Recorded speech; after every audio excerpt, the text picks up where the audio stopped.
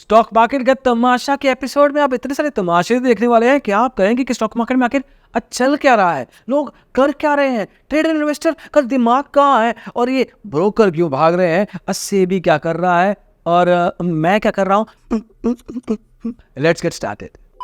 इस हफ्ते के तमाशों से पहले मैं आपको एक बात बता दूं। मुझे ऐसा लगता है कि आजकल इंडिया के इन्वेस्टर्स के पास बहुत सारा पैसा है, अंतहीन पैसा है, क्योंकि इनको पता नहीं कहाँ पैसा लगाना है और शायद लगाना है तो हर जगह लगाना है, क्योंकि दिल्ली का एक बाइक डीलरशिप अपने 2 शोरूम्स और 10-12 एम्प्लॉयज के साथ इंडिया की स्टॉक मार्केट में अपना एक आईपीओ लेकर आया। इनको चाहिए थे करीब 10-12 करोड़ रुपए, लेकिन इंडिया के इन्वेस्टर्स ने करीब 4800 करोड़ रुपए की बिडिंग कर दी, करीब 400 गुना। मतलब इन्वेस्टर्स के पास पैसा तो बहुत है, लगाने की जगह मिलनी चाहिए और बस।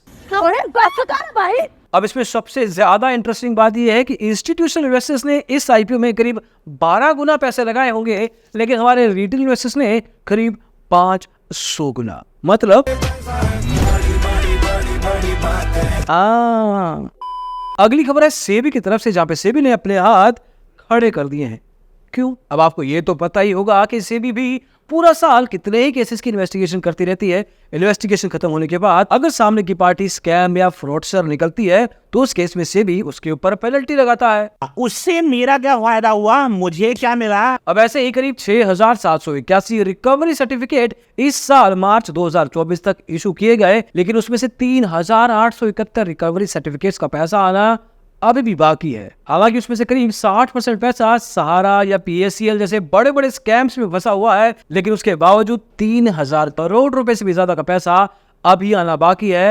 हालांकि सेबी ने इस पैसे को डीटीआर कैटेगरी में डाल दिया है, मतलब डिफिकल्ट टू रिकवर। मतलब ये पैसा सेबी के लिए रिकवर कर पाना डिफिकल्ट है, मुश्किल है। सेबी को इस पैसे को वापस लाने में दिक्कत हो रही है।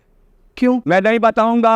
अब ये सुन के हम तो सिर्फ यही कह सकते हैं कि सेबी जी अब थोड़ा सीरियस हो जाइए अपने काम को लेके। हाँ सर, ठीक। अगर एडजुडिकेटिंग ऑफिसर इतने बड़े बड़े ऑर्डर पास करते हैं, बड़े बड़े स्कैमर्स को पकड़ते हैं, उनके ऊपर पेनल्टी लगाते हैं, तो रिकवरी करने की टीम को भी थोड़ा स्ट्रॉन्ग बनाइए ताकि वो डिफिकल्ट टू रिकवरी वाली बात ना करे। ठीक है, समझ गया। मतलब सोचने वाली बात यह है कि एक सरकारी संस्था को एक स्कैमर से पैसा निकलवाने में डिफिकल्टी हो रही है और वहीं पे एक आम आदमी एक लोन की ईएमआई मिस कर दे तो उसको पीटने के लिए प्राइवेट बैंक की कंपनी के गुंडे पहुंच जाते हैं कि भैया अब पैसा निकालो नहीं तो ठठा कर देंगे। मतलब अब थोड़ा सीरियस हो जाएंगे अब प्लीज।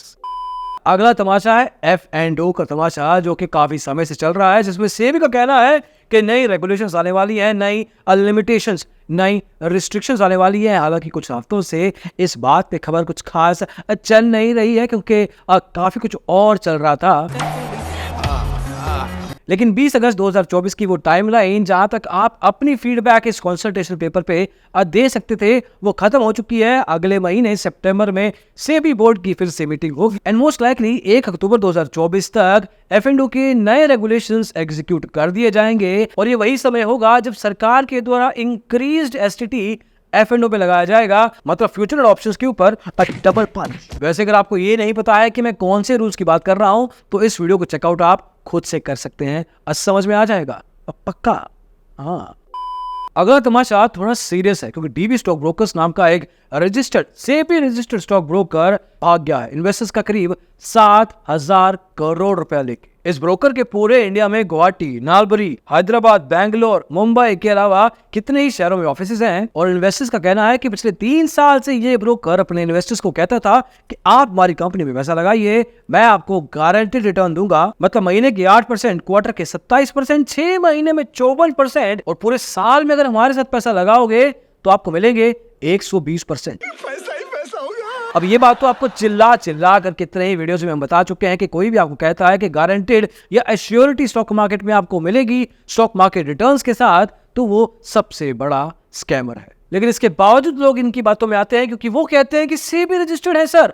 सेबी रजिस्टर्ड को भी अलाउड नहीं है, ये भी बताया है। अब मीडिया रिपोर्ट्स की माने तो डीबी स्टॉक ब्रोकर के मैनेजिंग डायरेक्टर इंडिया से अब भाग चुके हैं और इन्वेस्टर्स रह गए हैं FIR करने के चक्कर में। इससे पहले ऐसा ही कुछ जून 2019 में कार्वी स्टॉक ब्रोकर के साथ हुआ था। आज मोर और लेस डीबी स्टॉक ब्रोकर्स ने सेम कहानी रिपीट की है। अब डीबी स्टॉक ब्रोकर्स के क्लाइंट्स को हम सिर्फ इतना ही कहना चाहेंगे कि सेबी के स्कोर्स पोर्टल पे स्मार्ट ओडीआर पे अपनी शिकायत को जरूर रखें। अगर आपको हमसे कोई मदद चाहिए तो asimjuneja.in पे जाके अपने आप को रजिस्टर कर सकते हैं। We'll call you back and help you in filing that complaint। लेकिन दोस्तों, ऐसी सिचुएशन आपके साथ ना हो तो इतनी अवेयरनेस आप अपने पास रखो कि कोई भी गारंटी से भी रजिस्टर्ड अनरजिस्टर्ड अब भगवान जी भी आपको कहते हैं तो प्लीज अब मत मानना। वैसे भगवान जी की मान सकते हैं, असली वाले भगवान जी। अच्छा, मुझे यार एक बात करनी है उन सब से जो कि सेबी अनरजिस्टर्ड है लेकिन account handling, tips, profit sharing और जितने भी गलत काम होते हैं सब करते हैं और साथ में ये भी लिख देते हैं कि we are not SEBI registered. आपको मैं एक कहानी सुना। ये कहानी है सिद्धार्थ पांडे की, जो कि एक अनरजिस्टर्ड इन्वेस्टमेंट एडवाइजर थे। किसी शिकायतकर्ता ने उनके खिलाफ शिकायत सेबी में कर दी कि उन्होंने 2 लाख रुपए सिद्धार्थ पांडे को दिए। सिद्धार्थ पांडे ने नुकसान करवा दिया। सेबी अनरजिस्टर्ड था। सेबी ने केस उठाया, काफी टाइम लगा। सेबी ने शो कोज नोटिस भेजे, बहुत बार पूछने की कोशिश की कि जनाब आप ये काम क्यों कर रहे हैं।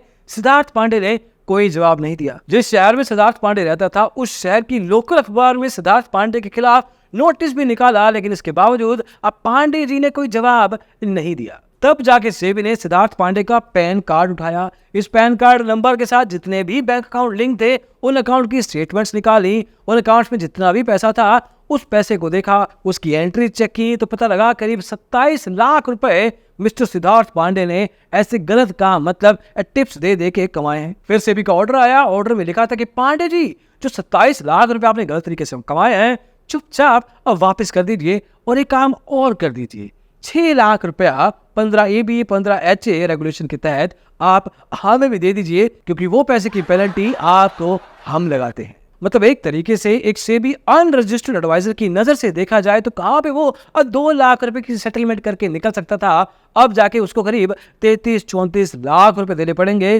जितने भी पैसे ये काम करके कमाए थे वो सबको अब बाय बाय कहना पड़ेगा। Bye bye, ta-ta, good bye, गया।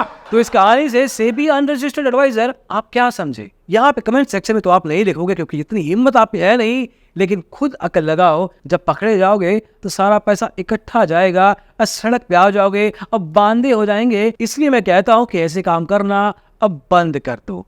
हाँ तो सुधर जाओ, सुन लो मेरी बात।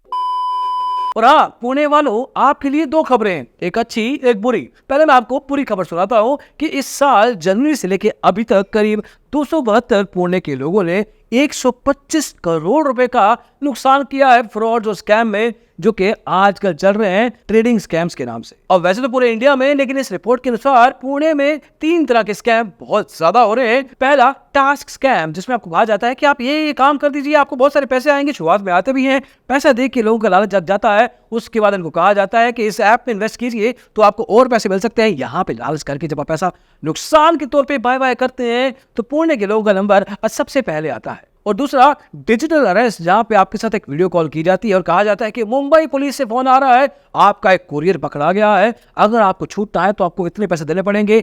डर डर के लोग पैसा दे देते हैं। बाद में पता लगता है कि इनके साथ साइबर फ्रॉड हुआ है। जी हाँ, साइबर फ्रॉड। यहाँ पे भी पुणे वाले पैसा गंवा रहे हैं। तो मैं तो बस पुणे वालों को इतना ही कहूंगा कि बस ये रेस नहीं जीतनी थी आपको, इसमें थोड़ा थम जाइए, थोड़ा लालच कम कीजिए। पता लग गया कि आपके पास पैसा बहुत है देने के लिए, लेकिन गलत जगह फंसा रहे हैं। और बाकी इंडिया वाले भी समझ लो कि कहीं पे भी इस तरह के स्कैम में ना फंसे, क्योंकि फंसाता आपको कोई नहीं है, आप खुद फंसते हैं लालच के कारण। उसको खत्म कर दीजिए, मेहनत से कमाना सीखिए, ये सब अपने आप खत्म हो जाएगा।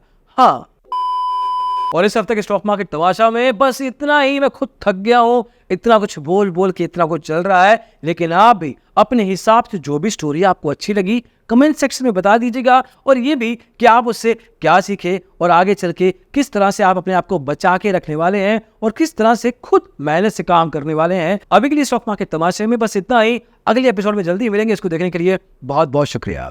Bye bye.